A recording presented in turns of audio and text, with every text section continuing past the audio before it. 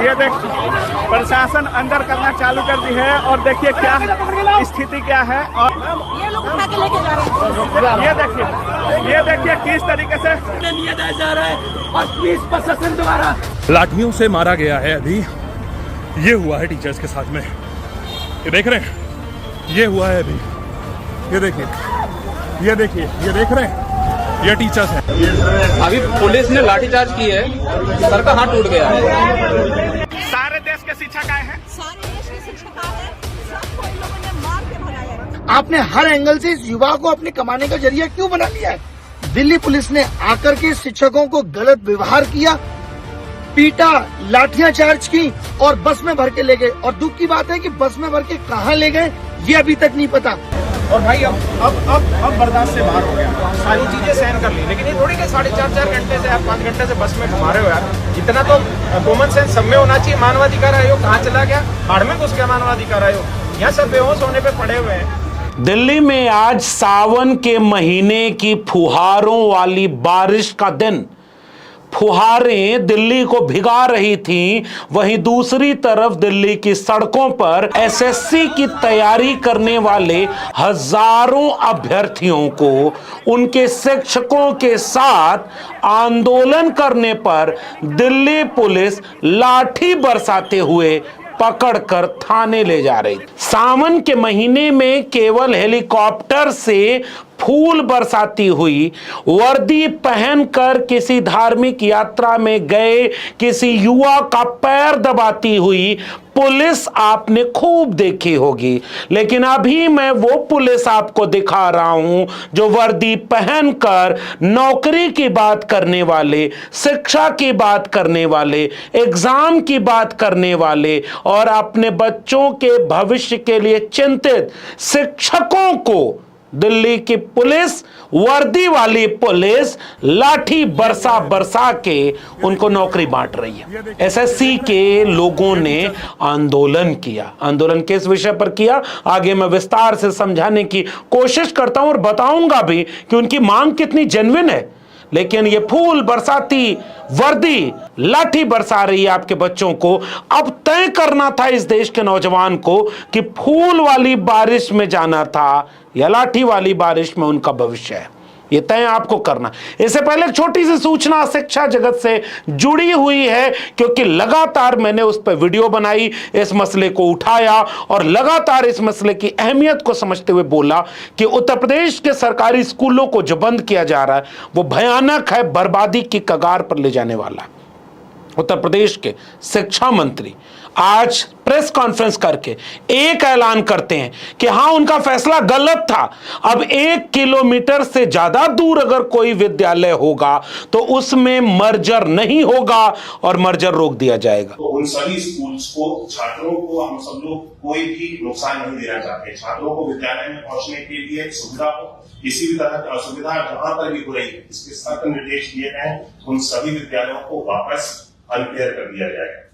यानी 1 किलोमीटर से अधिक की अवधि या फिर वहां की भौगोलिक कोई भी परिस्थिति इस तरह से हो। उत्तर प्रदेश में ऐसे बहुत सारे दूरस्थ इलाके हैं जहां पे बच्चों को आने जाने में दिक्कत हो सकती है, वहां पर भी इन सारी चीजों का ध्यान रखा गया। क्योंकि पहले भी मैंने आपको कई वीडियो और सबूत के साथ बताया कि कई विद्यालय 5 से 6 किलोमीटर दूरी पर थे। अभिभावक, छात्र, विद्यार्थी बदहाल थे, परेशान थे, आंदोलन कर रहे थे कि ये स्कूलों को जो मर्ज कर रहे हो इससे तुम्हारे बच्चे पढ़ाई से दूर हो जाएंगे। और सरकार ये कह रही थी कि अच्छी शिक्षा के लिए बड़े स्कूल में हम आपके बच्चों को भेजेंगे, भले ही आपको दूर पड़े लेकिन वहां शिक्षक मिलेंगे, वहां फैसिलिटीज मिलेगी, सुविधा मिलेगी ताकि आपके बच्चों को अच्छे शिक्षा मिल सके। यह सरकार करोड़ों करोड़ रुपया धार्मिक आयोजनों में खर्च करती है।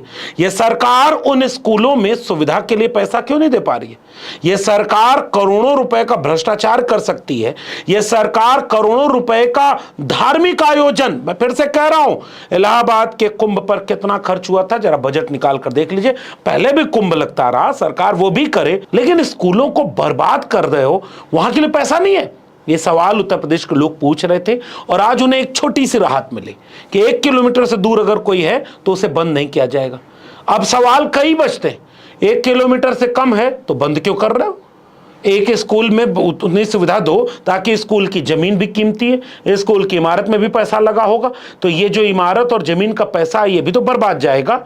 उसी स्कूल में अच्छी सुविधाएं दे दो ताकि गांव के पास बच्चे पढ़ाई कर सकें। ये बच्चे गरीबों के हैं, कमजोरों लुमों के हैं, ये बच्चे बेसहारा हैं, ये बच्चा जिनके परिवार के लोग इतने कमजोर होते हैं तभी तो वो सरकारी स्कूल में भेजते हैं। अगर वो ताकतवर होते तो वो किसी कॉन्वेंट स्कूल में पढ़ते और विदेश में पढ़ाई करते और उनके पिताजी यहां रोज हिंदू मुसलमान का दंगा करवाते।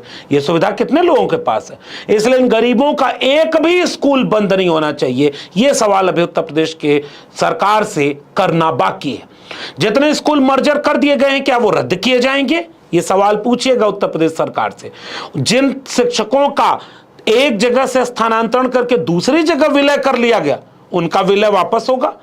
आंगनबाड़ी शिक्षक भर्ती, सफाई कर्मी, जितनी वैकेंसी उत्तर प्रदेश में कई साल से नहीं आई है, भर्ती ले आओगे, स्कूल में शिक्षक दोगे? ये सब तो बचा ही है सवाल। लेकिन तुम भटकाने के लिए, कल तक तुम ही कह रहे थे कि विपक्ष हल्ला मचा रहा है, हम तो बच्चों को अच्छी शिक्षा देने के लिए मर्जर पेयर करके विद्यालय बंद कर रहे हैं और ठेका खोल रहे हो। यह सवाल अब अभी भी बचा हुआ है, इसलिए इस आंदोलन को अभी पूरी तरह से जारी रखना होगा ताकि एक भी स्कूल बंद न होने पाए। लेकिन जब वो बच्चे पढ़कर स्कूल से नौकरी पाने के लिए एसएससी जैसी परीक्षा की तैयारी कर रहे हैं, जरा नजर इधर भी रखिए। एसएससी जैसी परीक्षा जिस पे करोड़ों बच्चे, करोड़ों मैं कह रहा हूं आंकड़ों के साथ, फॉर्म भरते हैं, परीक्षा होती है, उससे वो वनडे एग्जाम की तैयारी कहते हैं और उससे लाखों बच्चों को नौकरी मिलती है। वो सरकारी नौकरी जो अब आउटसोर्सिंग और ठेका पर नौकरी बांटने और बेचने के चलते धीरे धीरे घटती जा रही है। 10 साल पहले एसएससी में जितनी वैकेंसी आती थी अब वो आधी हो चुकी होगी, फैक्ट चेक कर लीजिएगा। और एप्लीकेंट 10 साल पहले जितना है उससे 2 गुना से 4 गुना हो चुके होंगे। यह है स्थिति। अब सरकार ने कहा कि ऑनलाइन एग्जाम होगी और ऑनलाइन होगी भी, हो रही है। जाने कितने पेपर लीक हुए, अब तो वो मुद्दा भी नहीं रहा, पेपर होते ही नहीं। लेकिन एसएससी का जब पेपर होने लगा तो कई बार एसएससी के अभ्यर्थियों ने हैशटैग चलाया, ट्विटर ट्रेंड नंबर 1 ट्रेंड किया। कई बार उन्होंने कहा कि परीक्षा सेंटर पर ऑनलाइन के नाम पर जो सुविधाएं दी गई हैं वो सुविधाएं बहुत अधूरी हैं, वो खराब हैं, गड़बड़ हो रहा है, एसएससी परीक्षा नहीं करा पा रहा, एसएससी ढंग से काम नहीं कर पा रहा और हमारे भविष्य से खेल रहा है। ये तस्वीरें गौर से देखिए, दिल्ली की तस्वीरें, जब अभ्यर्थी, विद्यार्थी और भारत के भविष्य युवा दिल्ली की सड़कों पर उतरकर अपनी आवाज को बुलंद करना चाहे तो पुलिस ने उनके साथ क्या किया, ये तो बात है ही। लेकिन उससे ज्यादा बड़ी बात यह है कि जितने शिक्षक जो कोचिंग पढ़ाते हैं, जितने बड़े बड़े शिक्षक हैं जिनके क्लास में हजारों बच्चे पढ़ते हैं, वे सब अपने अभ्यर्थियों और छात्रों के साथ इस आंदोलन में जमीन पर उतरे थे, सड़क पर उतरे थे। आप सबको पता है कि पिछले 5 साल से एग्जाम सिस्टम की स्थितियां कितनी खराब हो गई हैं और इस फ्रॉड एग्जाम सिस्टम के खिलाफ आवाज उठाने के लिए आज हम देश भर के शिक्षक डीओपीटी के सामने इकट्ठे हुए और वहां हमारी सिर्फ इतनी सी डिमांड थी कि हम डीओपीटी मिनिस्टर से ये सवाल करें कि आप इस खराब व्यवस्था को ठीक क्यों नहीं कर रहे। आपने हर एंगल से इस युवा को अपने कमाने का जरिया क्यों बना लिया है।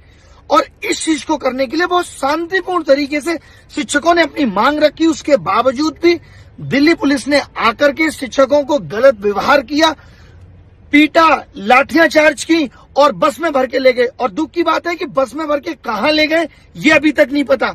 सबको, किसी को लाठी मारी, किसी को धक्का दिया, किसी का कपड़ा फाड़ा, किसी को अपमानित किया और सबको गाजर मूली की तरह पुलिस की वैन में भर करके उठा ले गए। तो पुलिस आपके बच्चों के साथ ये कर रही। मैं चाहता हूं कि उससे पहले कि एसएससी का मामला क्या है आपको बताऊं, कुछ बच्चों से भी सुन लीजिए कि उनकी पीड़ा क्या है। एग्जाम से आधा घंटे पहले पेपर आ चुका था। रेडिक्विटी जो कंपनी है वो क्वेश्चन को पिक करवा रही है क्वेश्चन बैंक से एआई के थ्रू। पेपर ऐसा सेट कर रहा है कि 60 से 70% पेपर रिपीट हो रहा है। प्रोबेबिलिटी स्टैटिस्टिक्स का कोई सिलेबस में नामो निशान नहीं, उसके क्वेश्चन आ रहे हैं। 5-6 बच्चों के साथ सिस्टम बंद हो गए थे, फिर उनको रीअसाइन करा गया। इन्विजिलेटर खुद मोबाइल चलाते रहते हैं, और माउस पे 4 बार क्लिक करो तब जाके वो क्लिक हो रहा है। ये बेचारे अगर माउस कीबोर्ड में ही उलझे हैं, बाकी इशू पे तो बात नहीं कर पा रहे। हम स्टूडेंट हैं, हम पढ़ें या केस करें, क्या करें? हम गलती आपकी और भुगतेंगे हम। इन विद्यार्थियों को सुनने के बाद मैं चाहता हूं कि उन शिक्षकों को भी आप गौर से सुने जिन शिक्षकों ने इन विद्यार्थियों के साथ कंधे से कंधा मिलाकर आंदोलन का ऐलान किया। उन्हें आंदोलन के लिए मजबूर क्यों होना पड़ा और वो आज क्यों लाठी खा रहे हैं और कौन है जो ये लाठी मार रहा है। इन सारी बातों को समझने के लिए उन शिक्षकों को गौर से सुनिए जिनके कंधे पर खड़े होकर कोई नेता कहता है कि हम भारत को विश्व गुरु बनाएंगे, लेकिन विश्व गुरु के नारे के पीछे इस देश के गुरुओं के ऊपर कैसे लाठी मारी जा रही है, उनको तोड़ा जा रहा है, लाठी बरसाई जा रही है सावन के महीने में। गौर से सुनिए भारत के गुरुओं की कहानी। उतार दो 1-2 मिनट के लिए, कुछ एक को उतार दो जो बाथरूम जाए फिर बैठ जाए, लेकिन हद है यार बेशर्मी की। और भाई अब बर्दाश्त से बाहर हो गया, सारी चीजें सहन कर ली, लेकिन ये थोड़ी कि 4.5 घंटे से आप 5 घंटे से बस में घुमा रहे हो यार। इतना तो कॉमन सेंस सब में होना चाहिए। मानवाधिकार आयोग कहाँ चला गया? बाढ़ में घुस गया मानवाधिकार आयोग। यहाँ सब बेहोश होने पे पड़े हुए हैं, आप 5-6 घंटे से किसी को बस में घुमाए जा रहे हैं। ये मतलब नॉनसेंस है यार, दिस इज रियली नॉनसेंस।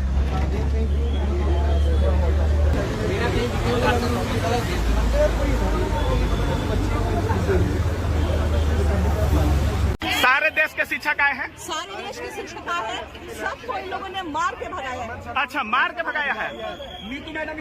सब लोगों को इन लोगों ने मार के भगाया है, कुछ लोगों को अंदर बिठा लिए हैं।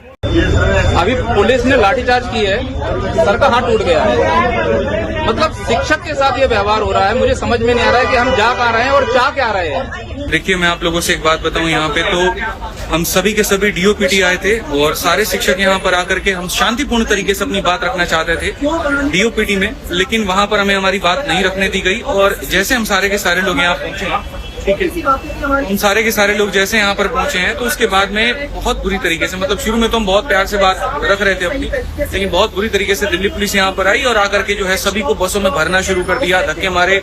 हमारे प्रशांत सर जो है एक बहुत जोर का उनको थप्पड़ मारा गाल पे, जिसके चलते उनका गाल जो है वो लाल हो गया। और शायद एक टीचर है जिनका हाथ भी टूटा है यहाँ पे। ऐसी तमाम कहानियां मैंने अपने किताब प्रोफेसर की डायरी में आपको सुनाई है। मौका मिले तो इस किताब को जरूर पढ़िएगा। मैं तो 5 साल पहले से बता रहा था, पहले स्कूल बर्बाद होगा, कॉलेज बर्बाद होगा, यूनिवर्सिटी बर्बाद होगी, फिर वनडे एग्जाम बर्बाद होगा, नौकरी खत्म होगी, सब अनपढ़ बेरोजगारों की भीड़ बन जाएगी। और जो भीड़ होगी 90%, 95%, वो भीड़ 2 जगह काम आएगी, दंगे में और नेता के जुलूस में। वो नेता जो झूठ बोलता हो, वो नेता जो आपके नौकरी और शिक्षा पर वोट नहीं मांगता। इसीलिए तो हम कहते थे कि शिक्षा बचा लो, रोजगार बचा लो। आप दोनों नहीं बचा पाए। एसएससी के बच्चे आपसे क्या समझाना चाहते हैं, जरा गौर से उनकी मांग पत्र को देखिए। एसएससी से उनकी मांग है कि एडुक्विटी बैन करो। एग्जाम कैलेंडर के साथ साथ इसी नोटिस में रिजल्ट डेट भी बताई जाए। एग्जाम कैलेंडर जारी का मंथ यूपीएससी की तरह निर्धारित हो। नॉर्मलाइजेशन की प्रक्रिया पारदर्शी और न्यायपूर्ण होनी चाहिए।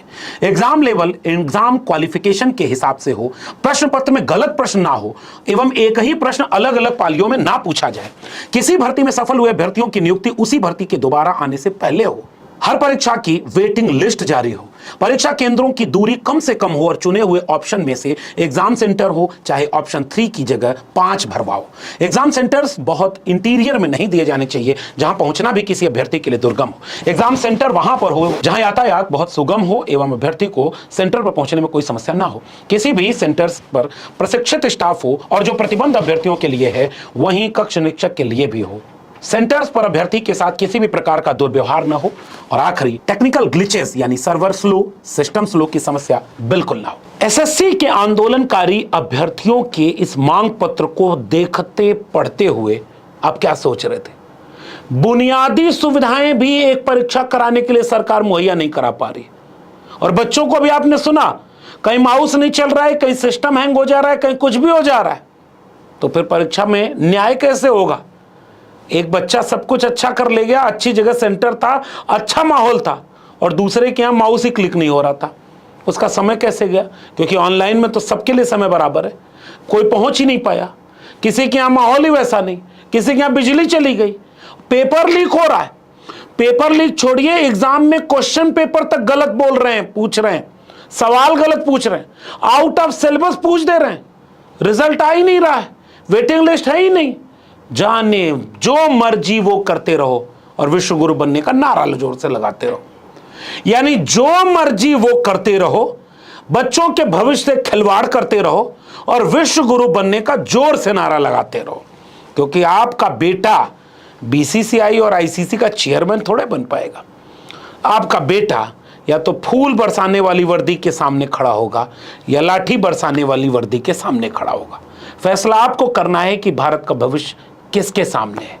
ये एक एग्जाम का मसला नहीं है। एसएससी की जब ये हाल है, जो सबसे बड़ा एग्जाम है, तो बाकी जगह छोटे छोटे एग्जाम में कितनी धांधली, कितना भ्रष्टाचार, कितनी अनियमितता और क्या क्या होता होगा, उनकी तो आवाज उठाने वाला कोई नहीं।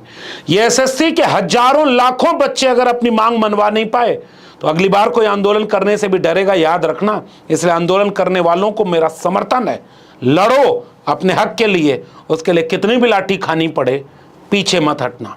और उन शिक्षकों को भी मैं धन्यवाद देता हूं जो केवल कोचिंग फीस लेकर के सपने बेचते नहीं हैं, वो सड़क पर बच्चों के साथ लाठी खाने भी खड़े थे। ये शिक्षक और छात्र मिलकर ही भारत का भविष्य बचाएंगे। इसलिए आपकी भी जिम्मेदारी है, कम से कम नजर तो रखिए कि आपके देश में शिक्षा और रोजगार की स्थिति क्या है। फिर कल मुझे मत कहिएगा कि मैंने बताया नहीं। नौकरी कुर्बान करके भी आपके सामने सच बोल रहा हूं। वीडियो अच्छे लगे तो इसे लोगों तक शेयर करिएगा। और अभी तक मेरे चैनल को सब्सक्राइब न किया हो तो चैनल को सब्सक्राइब जरूर कर लीजिए। बेल आइकॉन यानी घंटी की बटन दबाएंगे तो अगली वीडियो की सूचना मिलेगी। ज्वाइन करेंगे तो हमें ताकत और हिम्मत मिलेगी, ताकि हम और बुलंदी से आपकी आवाज को उठाते रहें। अगर आप इस वीडियो को ट्विटर यानी एक्स या फेसबुक पर देख रहे हैं तो हमें फॉलो करना मत भूलिए। फिर मिलेंगे, तब तक के लिए बहुत बहुत धन्यवाद।